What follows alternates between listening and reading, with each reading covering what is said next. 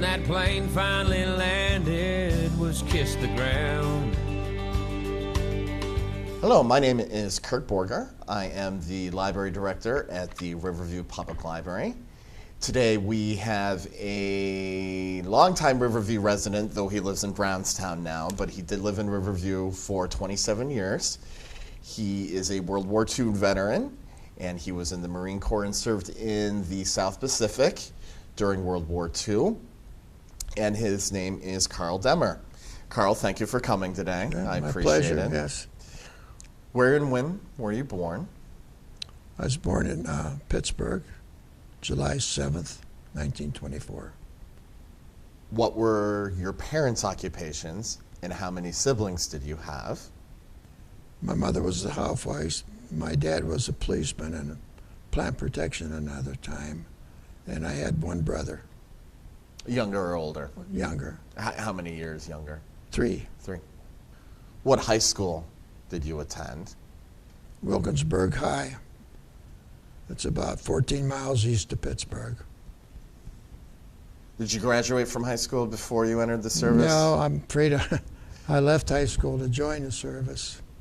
I was having a hamburger one time with a friend of mine, and I said, Tom, I'm going down on the list. He said, you're crazy. I said, well, I'm going down, but I didn't make it. I was only 130 pounds, and a big Navy's officer, well, the goal says go home, put on some weight, get your parents okay, and then come back. So. How old were you? 17.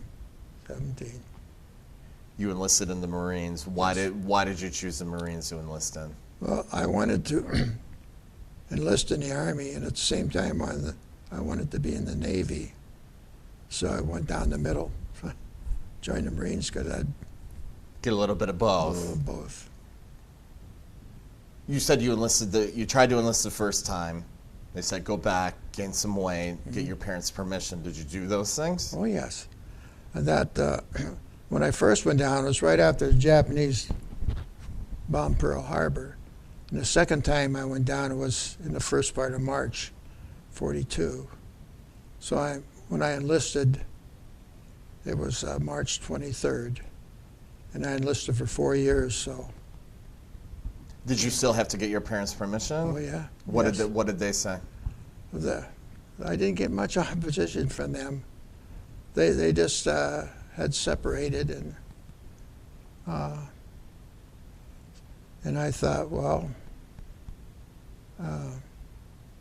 I had no trouble getting my mother or my dad. One said, if your dad signs, I'll sign. So I had no problem.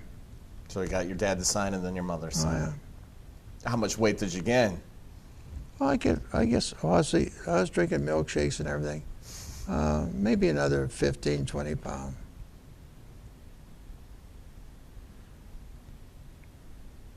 Were any of your family members in the military before or during or after your service? My dad was in the Army, World War I. He was a trench soldier, yeah. And let's see, I guess he would be the only one. One of my daughters later on was in the Navy, so. Your dad served over in France then? Yes, he did. Yeah.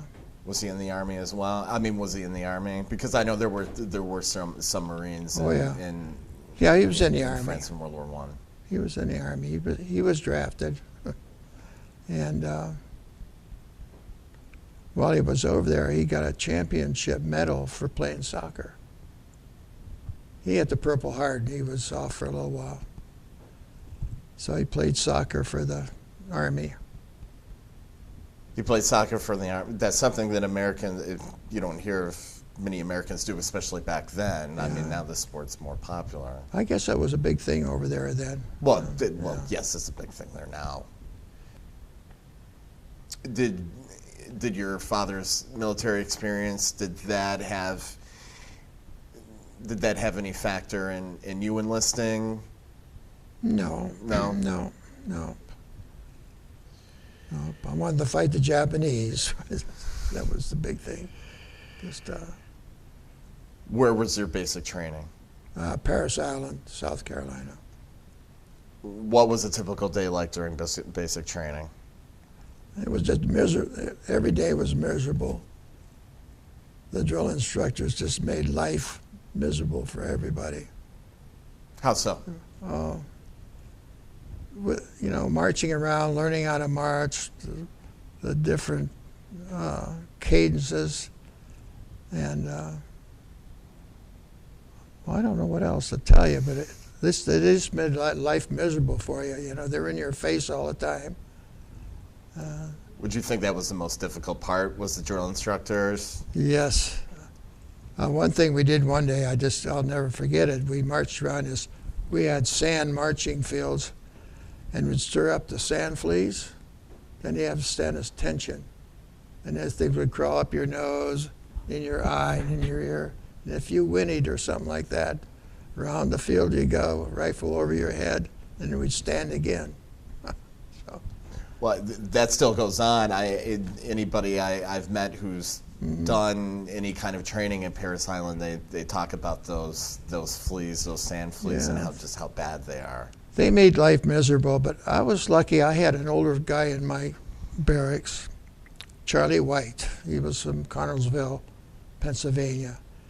And he was like a big father to us. Don't let it weather. Just hold on. They're trying to break you. Just go along with the flow. Everything will change. And it did. It got easy after a while, especially when we went to the rifle range. It seemed like they eased off on our bodies. But were you able to handle the physical aspects of the training? Yes, I did. And the harder it got, the more I was determined to make it, you know. If you didn't, they send you what they call K barracks, where you'd train again or be shipped home. And I didn't want that. So anyway, the more they put on me, the tougher I'd get. Did you have any specialized training? I went to field music school. I really wanted to go to quartermaster school or C school. But on my app, when I first went in the Marine Corps, I put down that I played the accordion, so naturally they sent me to field music school. And because they thought you had some musical aptitude, something like that. Right. What did you exactly learn in field music school? Just how to blow the bugle and all the bugle calls. That's basically it, really. Did you want to do that? No, I did not want to do that. But that's what I ended up doing the rest of my time in the Marine Corps. From Parris Island, so where did you go from Parris Island? To Camp Lejeune, North Carolina. And what did you do there? That was the Fleet Marine Force.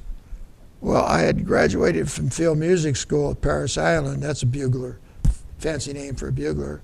And they sent me to, at that time it was the 3rd Marine Division.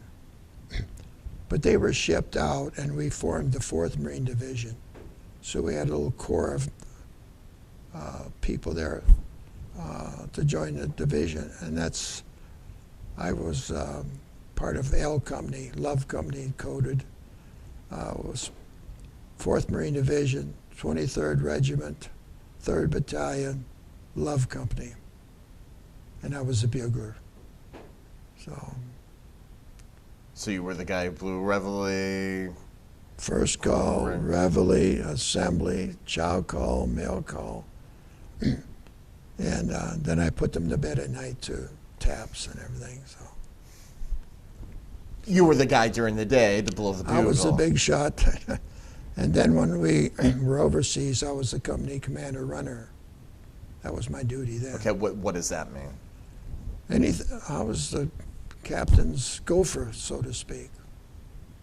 Deliver messages or whatever he wanted me to do. Was there any training for that, or you just learned that on the job? We did that at Camp Lejeune, Camp Pendleton. But that was mainly what I did. In fact, when we went to Camp Lejeune, there wasn't, I'm sorry, I got a horse. There wasn't too many in the company yet. We were just forming. And I had 5 salty sergeants there, and they just hated me because I was just a little scroungy thing. You know, what are they sending us for Marines? But you know what a slop shoot is, don't you? No, Well, tell us. It's a beer garden, like, you know. So they were asking me all kind of questions, you know. And they took me every night over to the slop shoot, and the old Budweiser there, and cheese crackers, and I couldn't drink. But every night I had to go there, and then I come home and throw up behind the shed. And I was so happy when the troops started moving in, because then they'd take their mind off of me, you know, and start their training. So. Okay, I'm kind of confused. What do you mean they take their mind off of you? Well, just every night they'd haul me to that slop shoot and drink beer, you know. Oh, they make you drink beer? Oh, yeah. Why? Well, they want to make a Marine out of me. That's So yeah. make it. Oh, yeah. Yeah. So taking a 17, 18-year-old recruit, they're going to make him drink beer. yeah. What, they thought you would get tougher that way, or? Oh, yeah. And they naturally asked me about women, you know, and stuff like that. But I learned a lot in that first few days when them guys were there, because they all had been in the Marine Corps for maybe 10, 15 years, you know. And they see you, a 17-year-old, and Baby so face, yes, the kid basically, Oh, yeah. and they want to make a man out of him. That's the way of one way of doing it. Yeah. So, yeah. And I take it you probably weren't a big drinker before that either. Oh, no. God, no, I didn't. I had an experience, I might tell you. When I was a bugler, naturally I played taps at night, you know. And when these guys started coming in, filling up the company, I had a guy come over every night when I sounded taps. And he'd stand in front of me, you know, suck a lemon, just aggravate the hell out of me. And the one night I took my bugle and smashed it over his head. And the next day I was called into the company commander's office, and I thought I was really going to get it. You know what piss and punk is? No. That's bread and water. And when he put you in a brig, that's what you got for 30 days, bread and water. And I thought, I'm going to have bread and water for 30 days. But it turned out he gave me a slip for a new bugle. And he says, while you're there, pick up my Jeep, quartermaster. So when I brought it back, he said, how'd you like to be my Jeep driver? My God, everybody wanted to drive a Jeep back then, you know. So I became his Jeep driver. So that was just one incident. But What happened to the guy who you bashed the bugle well, over? imagine he had to get a Band-Aid on that. Did he bother you again after that? No. I let it be known I wasn't going to be fooled with, you know. He was trying to distract you while you were playing. Oh, yeah. And you had enough, and Yeah, I took a lot of abuse from some of them guys because I was a bugler, you know. why? Was that a job that nobody wanted, or? Well, even from World War I, everybody hated the bugler, you know, because you played reveille and got them out of bed. Oh, it's kind of like the alarm clock. You hate the alarm clock, right? Yeah. But I became kind of like the big shot in the company because I was with the company commander all the time with his Jeep and being his runner.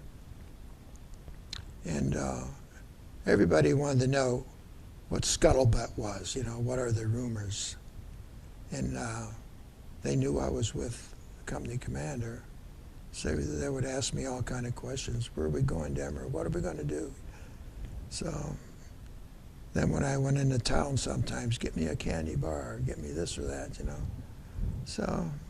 When you drove into town with the captain? Yeah. Now, what camp was this again? Well, Camp Lejeune and then Camp Pendleton, California. California. That was. In Camp Pendleton, is that where you learned, where you trained on the landing crafts and that kind of thing? Well, you said you learned this one there. Now, was this where the main training was Yeah, it for the was. landing crafts? Not so much the landing craft. We did that on the East Coast. No, it was more the land training. And we didn't have too much of landings in Camp Pendleton. So just maneuvers, training that way. What kind of weapons were you trained on? Well, we had round robins on everything, so we got to learn about everything. The M1, 16 millimeter mortar, 30 caliber machine gun, flamethrower, bazooka. Well, you mentioned the mortar. I read through in your background. You mentioned that you were wounded by a mortar shell during a training exercise. Could you tell us a little bit about that? That was in Hawaii on Maui. That was our basic camp. And we were training, at the time we didn't know it, we were training for Saipan. And during live ammunition maneuvers, one of the shells fell short. And I got shrapnel in my left leg. And that's the only wound I got during the whole campaign. In your lower leg or Yes, upper leg? Lower leg. How bad was it? I mean, did it keep you from walking or? I didn't feel a thing, but my leg was all numb. And one of the other guys gave me a hand. We got out of there. But I was in the hospital about 3 days or so. And they were getting ready to ship out. And I told the captain, I don't want to stay here. I want to go with the company. So he got me released from the hospital. And I limped around for a few days. But I did go with the company. You went with the company to Saipan, and you didn't want to stay in the hospital. Now, the motivation for going into combat again was it more because you wanted to be with the rest of your comrades? I trained with them, and they were all my friends, you know, and it was just a close-knit family, so to speak. And if I didn't go with them, I would have probably been shipped to a replacement battalion, and I didn't want that. Why not? You know, replacement. Well, no, I understand. I understand. I want everybody else to know what do you mean by a replacement battalion, and why wouldn't you want to go to that? Well, I'd have to start all over, making all new friends and everything else, and you know, That's hard to do. Yes, right. So from Camp Pendleton in California, which is close to San Diego, where did you go after that? Well, we left Camp Pendleton, boarded ship in San Diego, and from there we went right into combat in the Marshall Islands. Our outfit landed on Roy and the Moore Island, or atolls really, they weren't islands. And what year was this? let's see, I would say 43. 1943. So you board ship in San Diego and you go straight to the Marshall Islands. How long did that take? We were there 3 or 4 days. It was like a cakewalk. We had no problem on Roy. That was a big air strip and air hangars and things like that. But the 24th Marines, they were on Namur, and that was a rough. They had big concrete bunkers, and it was tough on them. But no, what I meant was, how long were you on the ship? How long did it take you to get from San Diego to get on the Marshall Islands? I'd say altogether, I think about 25 days. 25 days. Now, when you're in that, well, first let me ask you, were you prone to seasickness? Yes, yeah. A lot of us were. Yeah. In those 24 days, on a ship, what do you do on a ship for 24 days? Well, we had a lot of boxing matches, and naturally the guys played poker and a lot of crap games, and we did a lot of calisthenics, keep in shape.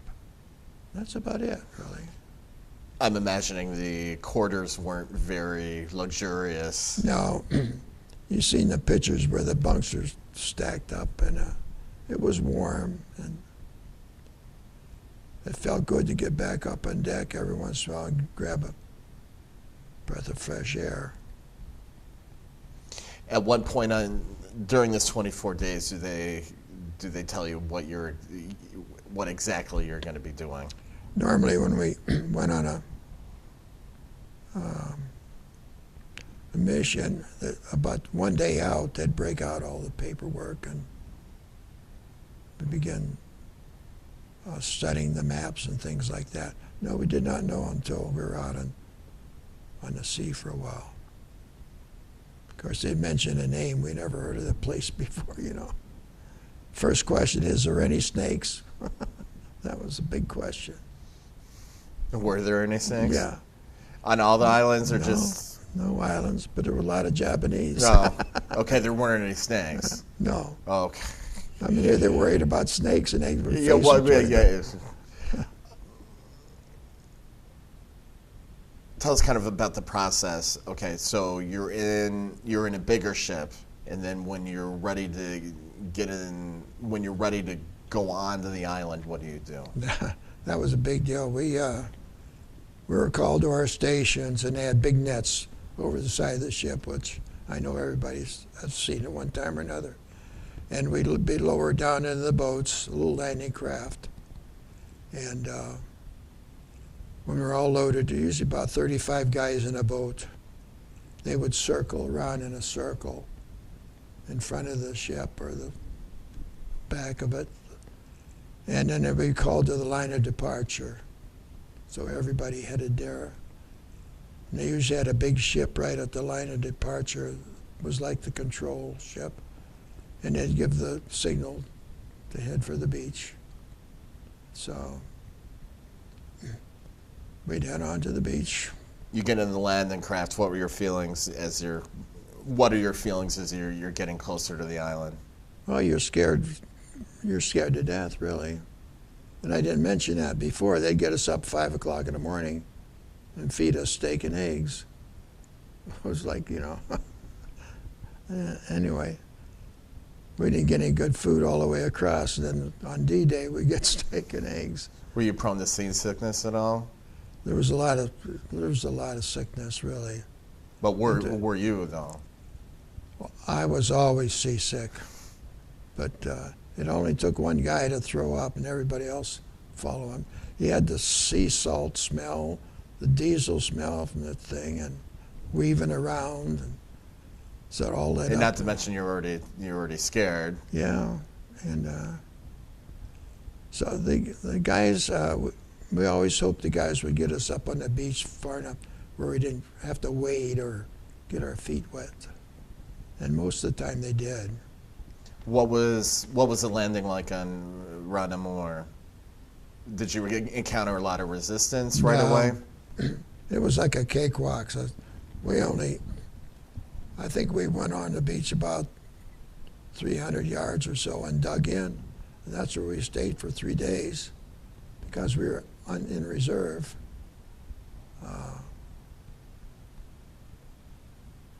So. How long did it take to take that island? About 3 days. 3 days. Yeah, it wasn't bad at all. We had the easy part in Roy because it was nothing but a big airfield with hangars and things. But the 24th Marine Division, they had Namur, and that was really bunkers and all, big concrete buildings. So they had a rough time. But you weren't part of that. No. No. Okay. No. After Roy Napor, you go back to Maui. Mm-hmm. How long are you staying in Maui? Maui, we trained and got replacements and things like that. I think it was about a month or so. I'm not really sure.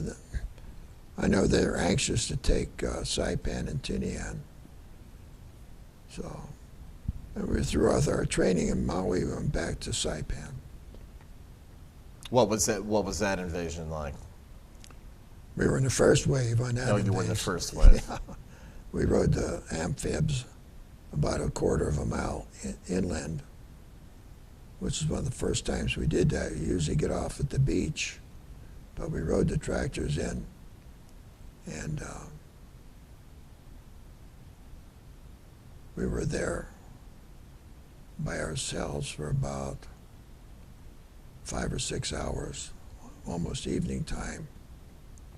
And the word come through to withdraw to the beach because we had nobody on either side of us. We were there all alone.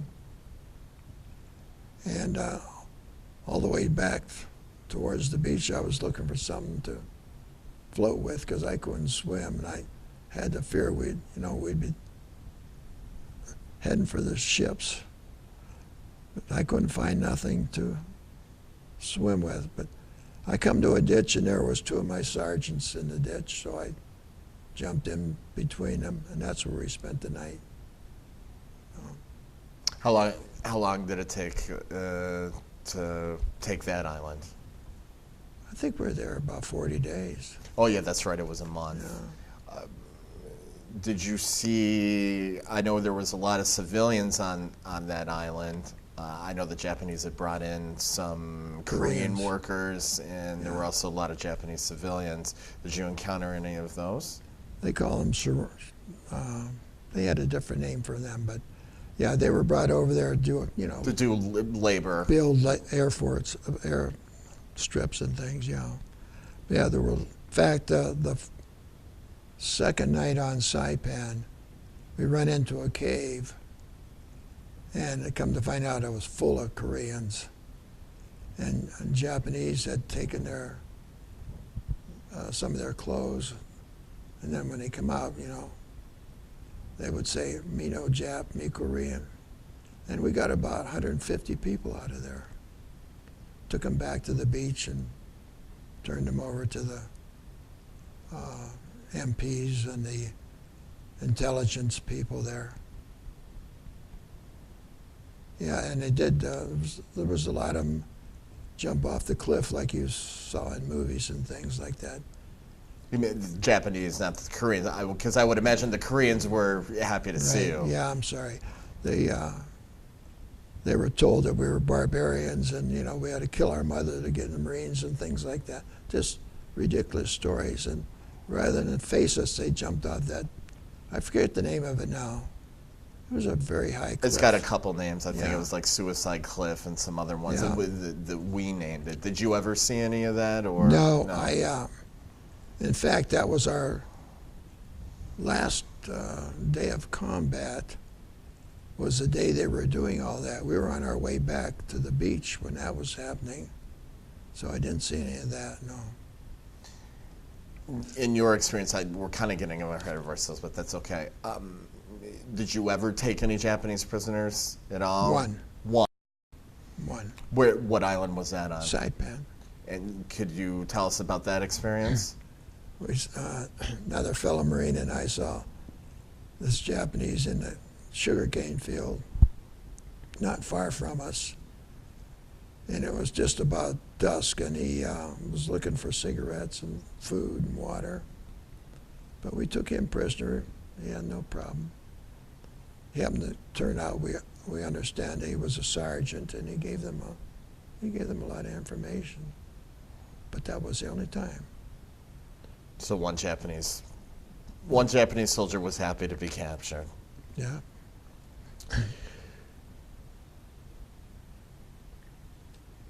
Saipan campaign was about a month. Then I'm imagining you go back to Maui. No, No? we went to Tinian. Tinian, okay. The island next door, Tinian, that's... So we went there next. We were there about 9 days. And the CBs were all ready with their tractors, bulldozers. To make air bases, right? Make air bases, yeah. So then from Tinian, we did go back to Maui. When you went to Iwo Jima, and everybody knows Iwo Jima, so I'm going to talk about that a little bit. Were you in the first wave, or tell us a little bit about that experience? No, the only time we were in a first wave was Saipan. Iwo Jima, we were on a third, I think, third or fourth wave. Well, that's something that happened there too.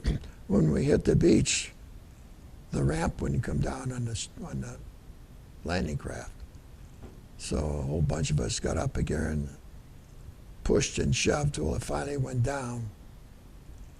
And about half of us got out of there, and the rest in the back were hit by a machine gun fire from somewhere.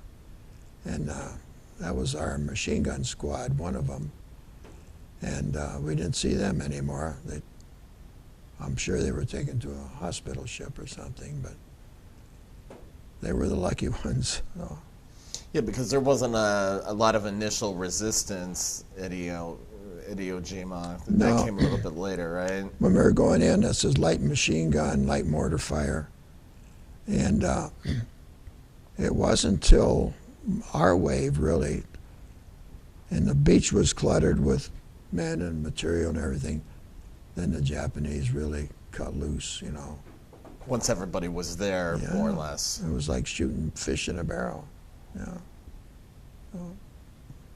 For such a small island, it took a long time to clear the Japanese out. Now, let me ask you a question. And when I was talking to you before, you had mentioned this. I know a marine historian had written an article several years ago asserting that we probably didn't need to even invade Iwo Jima. The explanation or the justification for invading Iwo Jima was because, you know, that was just another airfield that we could put B-29s on. They were closer to Japan. Again, his assertion was, well, we already had Saipan. We really didn't need Iwo Jima. How do you feel about that? Well, I heard that story too, but you ask a B-29 pilot, they thanked the Marines many times for taking the island, because there was many B-29s landing Iwo with failed engines and all kind of problems. So it all depends on who you ask. That's basically what you're saying. And then they also brought in the P-51 Mustang to escort them, and the P-51s could, you know, they had the range to go there and back to Iwo Jima and escort the B-29s. So I think, I know we lost a lot of casualties and things there, but I think it was the thing to do, yeah. When you were in combat, can you tell us a little about the emotions that you were feeling? Well, you're scared to death, that's for one thing. I was anyway. There was a lot of carnage and the smells, and were just terrible. You'd have to really be there to experience what combat is. Is there any one memory from those combat experiences that sticks out for you? Not at the moment. I probably could come up with many, but right at the moment I can't.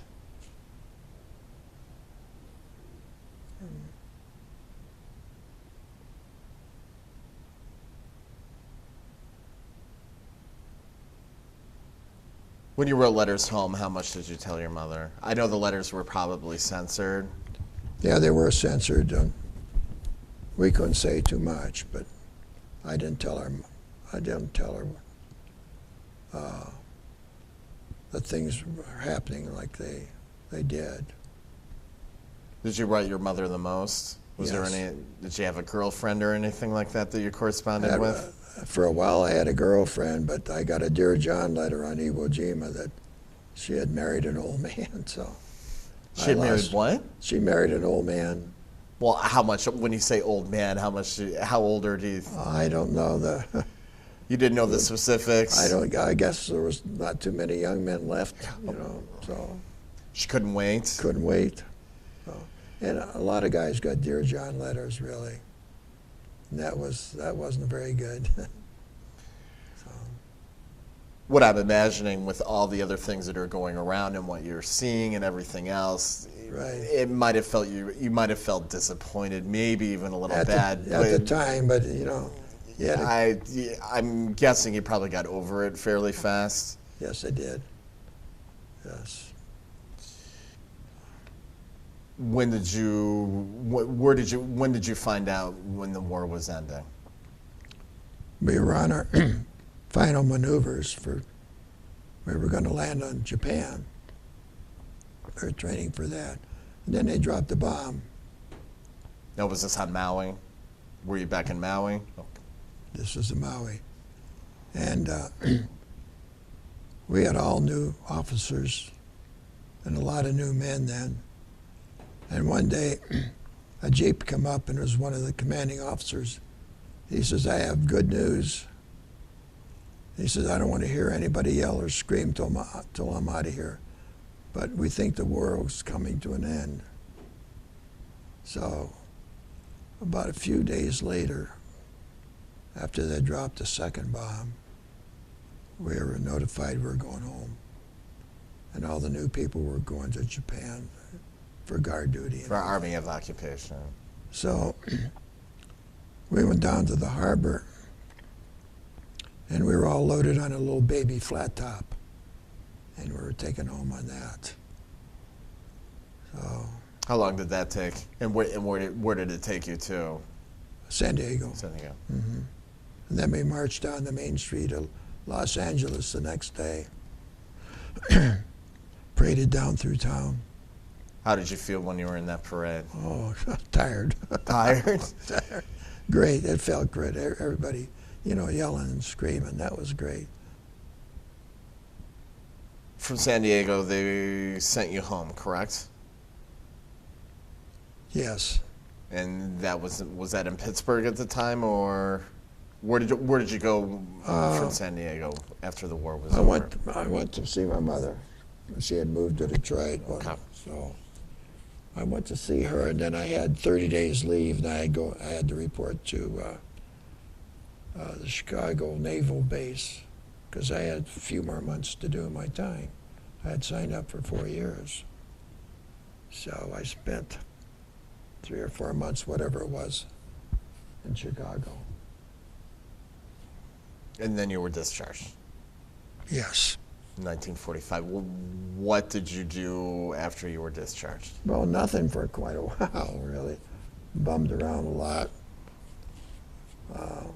Tried a few jobs, nothing worked out there. And I finally got employed by Great Lake Steel. And I went in there as electrical construction. I was there about 10 years. In the meantime, I had met my wife, and we got married, bought a home, and started our family. What year did you get married? 47. You met her in Detroit. Yeah. Tell us a little bit about that. Yeah, I call her a French-Canadian hillbilly. She was born and raised. Oh, I'm sure she liked that. Yeah. She was born and raised at the base of the Ambassador Bridge. So, On the U.S. side or the Canadian side? U.S. side, Okay. yeah. Her dad was Canadian. Her mother was a hillbilly. So, anyway. What do you mean she was a hillbilly? Because she was raised in Kentucky. Oh, she was raised in Kentucky. Yeah. Then how could she? Oh, so then her father was French Canadian, is what you're saying? Okay. We often wonder how the two got together. Yeah, that's what I'm trying to figure out. We never did either. You worked for Great Lakes Steel for 10 years, and then what did you do after that? I went in. My uncle was in the car business, so he asked me to come there, and I did. And that was a big mistake because I was never a salesman. I love work with my hands, and I love working at Great Lakes Steel. But I did. I was in the car business for about 30 years. You retired from there, and you moved to Florida. I'm sorry. You moved to Florida after you retired? Sorry. It's okay. Yeah. My wife always wanted to go to Florida. She fell in love with that when we went down there a few times. So we put the house up for sale, and it sold in 3 or 4 days. So we flew down to Florida and bought a mobile home there and stayed there for about 4 years. And she got lonely for the kids and she wanted her old doctor, Mr. Old Doctor. So we come back home. How many children do you have? 5. Do they live in Michigan? They're scattered all over, Saline, St. Clair Shores, yeah, all over. How many grandchildren do you have? See, I have three grandchildren and one great-grandchild. And by the way, my one grandson also joined the Marines. He was over in Iraq for a while. Come home and joined the Border Patrol. Let's go back a little bit, well, a lot actually. You had mentioned that in your biographical information that one of your sergeants was Sergeant Hansen, one of the original Marines who had risen to flying at Iwo Jima. Could you tell me a little bit about him or what your experience with him was? Hansen was a sergeant in my company. And they come by one day looking for volunteers for the parachute. And he and about 5 others joined the parachute. And when they disbanded the paratroopers, it became the 5th Marine Division. They're the ones that had the job of taking Mount Suribachi. And he was on one of the original flag hoisters before they did it the second time. But he was killed on Iwo later on. Did you stay in contact with the people you knew Oh, yeah. from the military? We were very close, and the division had a reunion almost every year. And then our company, Love Company, had individual reunions down through the years. So we did stay together. Right today, though, I would say there's not many left. So we don't have a reunion anymore. Do you belong to any veterans organizations? No, I never did sign up. If there's one thing, how did your military experience impact your life? Well, when I went in the Marine Corps, I was just a skinny little kid. So I would say it made a man out of me, and I could face the world. That's the only thing I can say, really. Mm-hmm. And in the last question, if there's one thing you wanted to tell people what your experience was like in World War II, what would it be? War is hell. That's all I can say. The carnage, the smells, destruction. You don't know what it's like until you've been there and done that. But you wouldn't recommend that experience for No. anybody? No. Oh,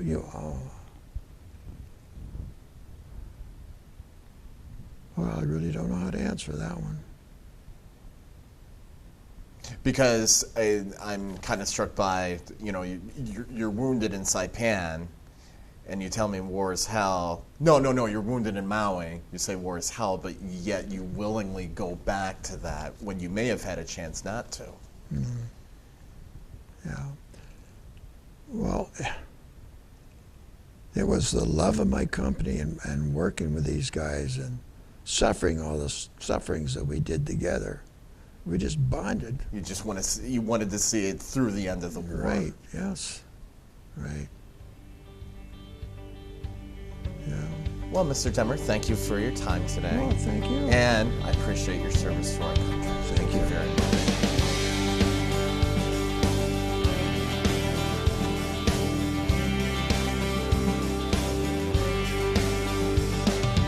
First thing I did when that plane finally landed was kiss the ground.